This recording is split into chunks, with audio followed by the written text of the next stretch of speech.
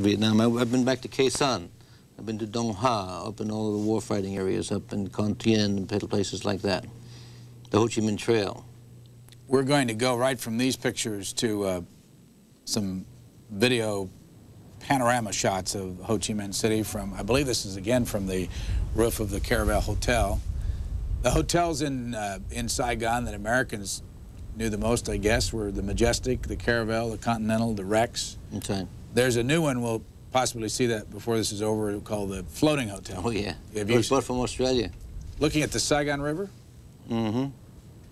Yeah, it's on the Saigon River, but it's not in this direction.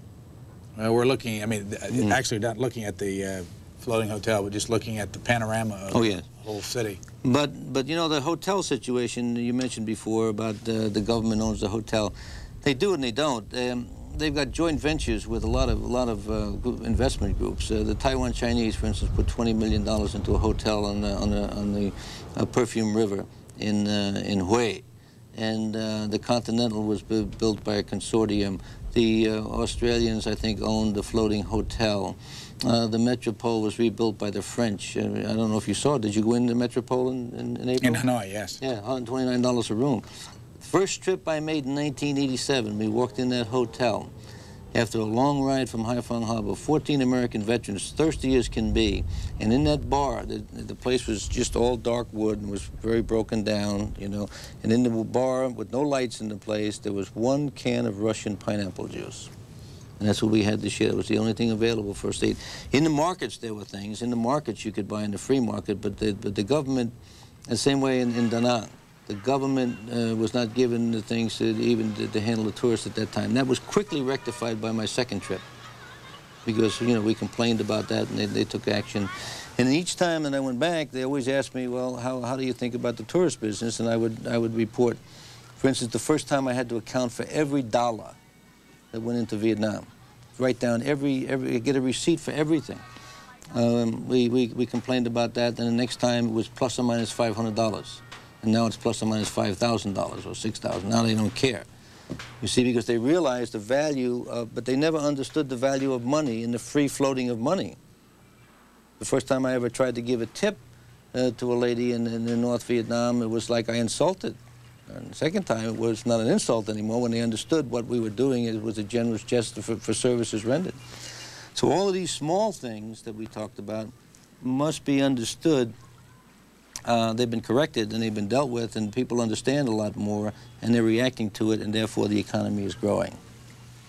Mr. Kung, is communism still the principal form of ideology in Vietnam? Do you still believe in communism? That's right, yeah.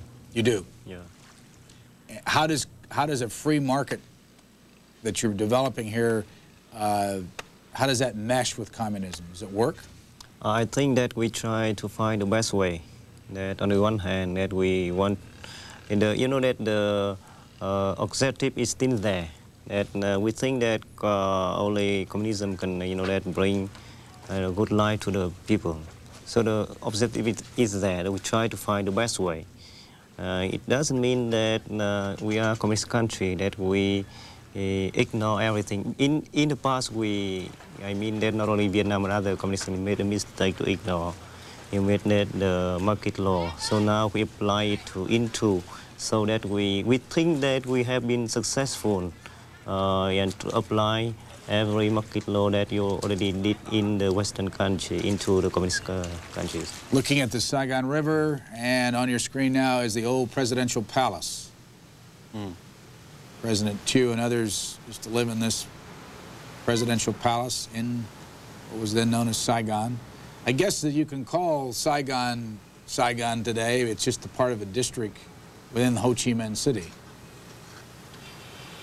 And I should ask you, Mr. Kung, are you offended when people call it Saigon? You know that what I just mentioned, that let Bobby talk something about Saigon. I mean that in the Ho Chi Minh City. You know that in your country, whenever you want to honor or respect some famous people, you know, like, you know, Washington Monument, like, you know, that the Lincoln House, why not that we name Saigon as Ho Chi Minh? It is very simple thing.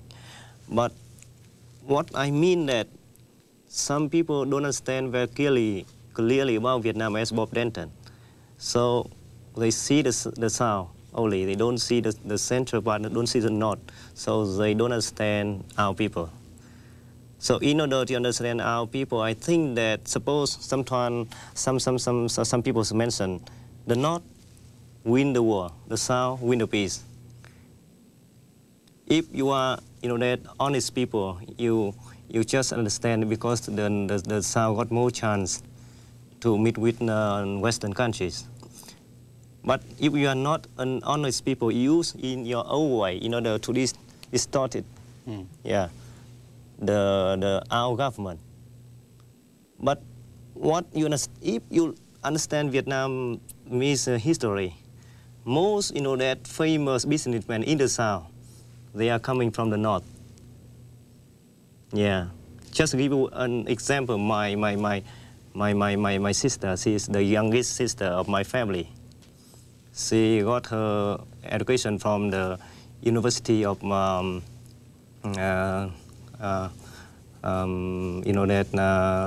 University of Hanoi.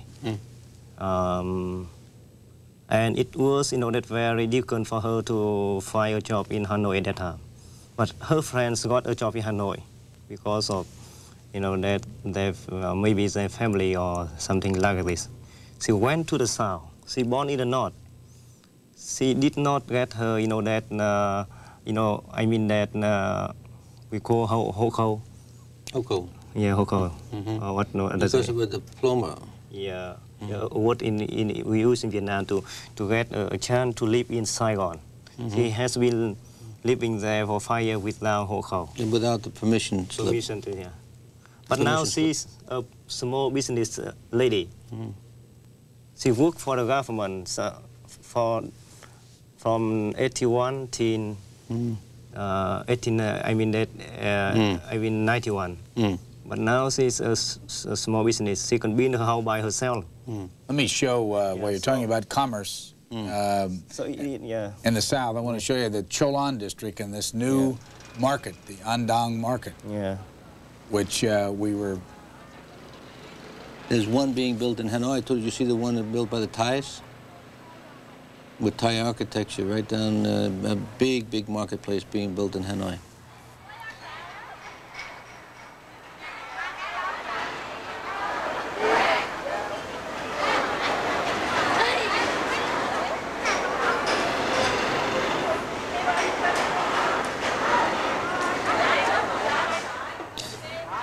What you're seeing here is an independent initiative on the people who are allowed the opportunity to begin a life after having not much of a life for a long period of time. It'll happen in the Soviet Union as well. It'll happen in Eastern Europe. But they will learn lessons from the Vietnamese. You see nobody starving here. You see a tremendous, look at this, is a vibrant economy. I've seen it go from nothing to this. What I'm saying is it has no basic government control. And if you don't have the proper controls and taxes in the government for the infrastructure, you have chaos and you have a problem such as the Chinese have. This is the message that we are trying to get across to the Vietnamese, that you must study the effects of a free market economy on what you're doing before you have a chaotic situation developing, such as you have in Thailand. We were told, by the way, that there are 3 million people in Hanoi and 4 million people in Ho Chi Minh City. Is that accurate? I think in Hanoi more than 3 million, but in Ho Chi Minh might be 7 million now. Coming up, there's 6 or 7. There's 70 million people, and people are coming back into the cities because of the economic opportunities, and that's a problem. We were also told that there were about 500,000 Chinese Vietnamese that live in this area, the Cholan district. That's right. Is that correct? I don't mean that the number is correct, but I mean that a lot of people, of Chinese Vietnamese, are now living there. And some of them have returned in the last year. Mr. Kung, where is your family from originally? Are they Vietnamese originally? Yeah. Not from China? And No. From very, that native Vietnamese in the north, and very beautiful, I mean, that town, and a lot of people.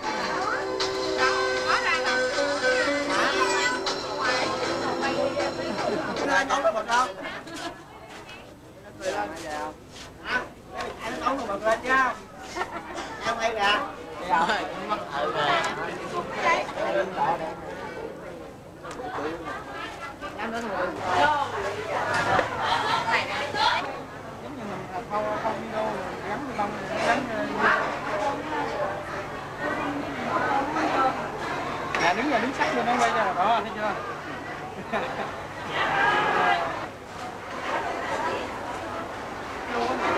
Giờ nó quay xong rồi, giờ nó tạo những đề tài nó lên báo, lên đoạn ngắn. Trời chọn nó quay xương cũng cho còn đứng này chụp hình đi, tại nó chịu quay kệ nó. Cũng nhớ giá đó, ở đây có cuốn sổ nè.